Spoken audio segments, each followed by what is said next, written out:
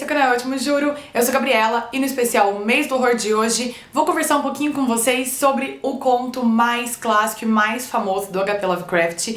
Hoje vou falar sobre O Chamado do Cthulhu, que também está nessa compilação de contos que eu já tinha comentado. E, gente, o que falar desse conto, não é mesmo? É um conto incrível, incrível. Quem não leu ainda, apesar de eu comentar um pouquinho sobre ele agora com vocês, eu indico que leiam, porque ele é realmente um clássico e tem todos os motivos pra isso. Ele foi publicado em 1926 e é um dos primeiros contos aqui dessa compilação.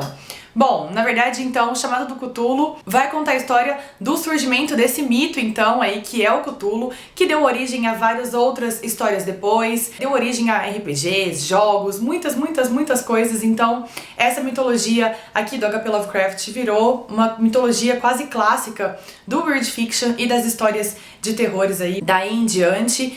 E esse conto é dividido em 3 partes, na verdade são 3 relatos sobre alguns acontecimentos misteriosos que tem a ver aí com o chamado do Cthulhu. E vai começar então com um rapaz dizendo que ele vai contar as histórias que ele leu e que ele conseguiu aí formar com um quebra-cabeça de alguns documentos que o tio dele deixou. Então o tio desse rapaz era um acadêmico, era um cientista. E em determinado momento da sua vida, um outro rapaz, um artista, um escultor, procurou ele dizendo que ele estava tendo sonhos muito estranhos, estavam acontecendo coisas muito esquisitas com ele e mostrou uma escultura que ele tinha acabado de esculpir. E aí, esse cientista, esse senhor, não deu muita importância pra ele, falou, tá, tudo bem e tal. E aí esse rapaz insistiu, esse escultor, e falou, não, você precisa ouvir minha história, eu tô tendo sonhos absurdos, tô alucinando com coisas, tô vendo coisas, tô ouvindo coisas que são estranhíssimas. E aí o cientista falou, tá ficando interessante, vou ouvir sua história aí. E aí, então, a gente começa nesse ponto com esse escultor, esse jovem escultor, contando, então, todas essas histórias, essas coisas esquisitas que aconteceram com ele. E aí esse cientista pega no ar que ali tem alguma coisa e começa a investigar, e realmente ele descobre que durante um período entre março e abril de 1926, muitas coisas muito estranhas aconteceram e afetaram muito algumas pessoas, e principalmente as pessoas que trabalhavam com artes, poetas, artistas, músicos, escultores, pintores, e essas pessoas foram afetadas com mais intensidade. E aí ele começa então a investigar tudo isso e ele chega à conclusão que algum fato medonho tá ali por trás dessas pessoas, desses sonhos esquisitos, dessas alucinações. E aí, em determinado momento, ele junta todas essas histórias e começa a investigar, até que ele mesmo, esse cientista, morre de um jeito muito suspeito. E depois disso, o sobrinho foi avisado, ele foi até a casa do tio, estudou todos esses papéis, achou isso muito esquisito e começou a pesquisar também.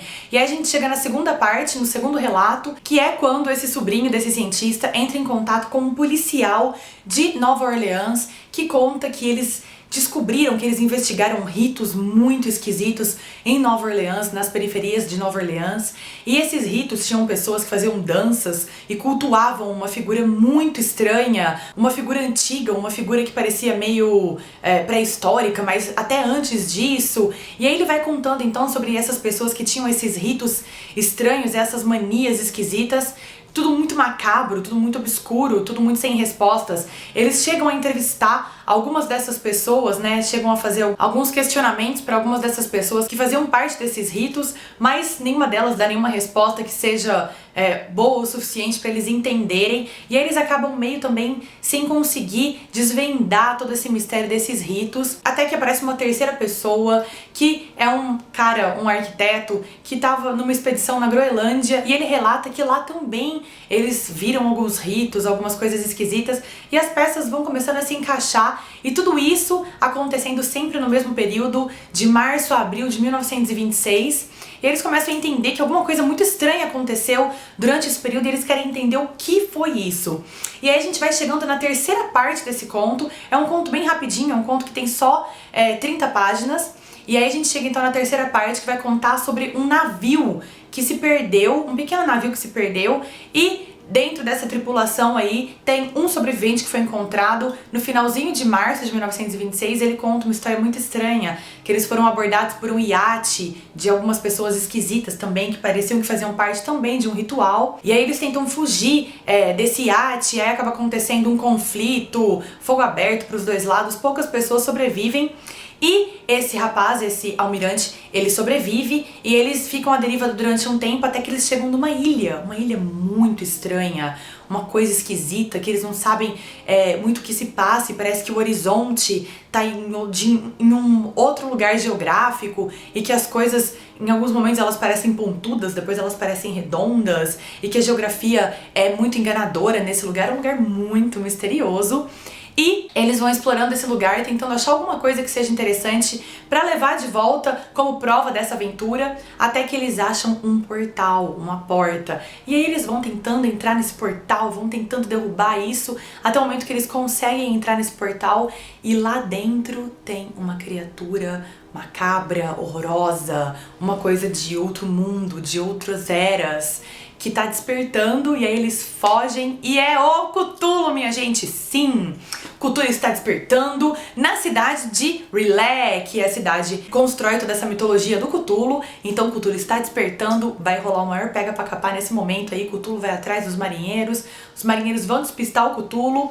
Enfim, toda essa história aí do despertar do Cthulhu, vou parar bem nesse finalzinho só pra não contar tudo pra vocês, mas é basicamente então a história mesmo do chamado do Cthulhu, é uma história de um despertar dessa lenda, dessa mitologia, dessa coisa, eles falam muito sobre os anciãos, os primeiros deuses, coisas que estavam no mundo antes dos homens estarem no mundo, antes dos primeiros homens, e ele fala muito que o Cthulhu e todos esses primeiros seres aí, eles se comunicam com os humanos através dos sonhos, que esses são os meios de comunicação dessas entidades, e aí por isso que aconteceu tudo isso, toda essa coisa estranha durante esse período de março e abril de 1926, porque era um despertar do Cthulhu e ele estava usando aí o subconsciente dos humanos para avisar que ele estava retornando à Terra. Muito macabro. Gente, esse conto é maravilhoso, ele tem só 30 páginas.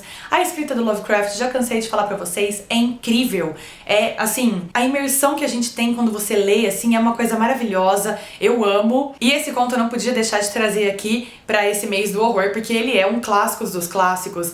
Depois dele vieram várias outras coisas relacionadas ao chamado do Cthulhu, tem board game, tem RPG, tem muita coisa relacionada a toda essa mitologia que é muito, muito legal. Espero que vocês tenham gostado, ainda tem mais um conto do Lovecraft que eu vou trazer pra vocês, que eu também gosto muito, não vou dizer qual ainda, e nesse fim de semana, se tudo der certo, tem um livro que, gente, tá me dando um samba pra terminar, mas quero muito conversar sobre ele com vocês, não vou dizer também, quem me segue no Insta já sabe qual que é, mas vou dizer que ele estava na minha meta de leitura e que é muito trevoso e eu já comecei ele e abandonei porque não dei conta. Estou tentando terminar pra trazer aqui pra quase fechar o mês do horror com chave de ouro, porque se tudo der certo ainda tem também um Resenhando Nacionais. Então tem muita coisa legal, não deixem de se inscrever no canal pra não perder tudo isso e se você gostou desse vídeo, deixa um curtir aqui embaixo para me ajudar na divulgação do meu trabalho e todas as minhas redes sociais estão aqui na descrição do vídeo. Me sigam por lá também, que eu sempre solto algumas pistas antecipadas do que vai rolar aqui no canal. Muito obrigada e vejo vocês na próxima!